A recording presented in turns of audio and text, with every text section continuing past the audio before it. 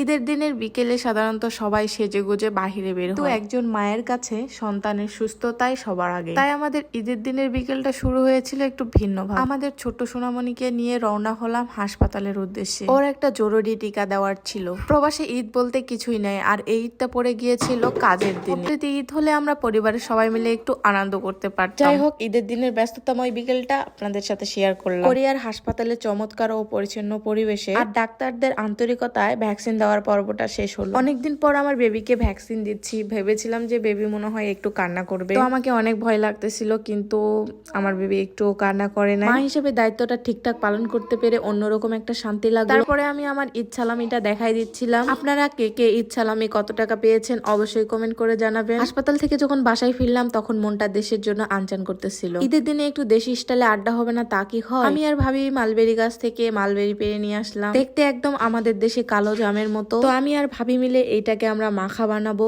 মরিচ লবণ দিয়ে এটাকে মাখা বানিয়ে ফেলেছি, পুরো খেতে জাম মাখা মতো। খেতে অনেক মজাই লাগলো। তারপরে আমি চলে গেলাম রান্না বান্নার জন্য রান্নাঘরে। মানুষ যখন ঈদের দিনের বাহিরে পার্কে ঘুরে বেড়াচ্ছে তখন আমি রান্নাঘরে রান্না করতে। যাই হোক, রান্না করে তো খাওয়াই লাগবে, এখানে তো আর কেউ নেই রান্না করে খাওয়ানোর মতো। এটাই ছিল আমার ঈদের দিনের বিকেল।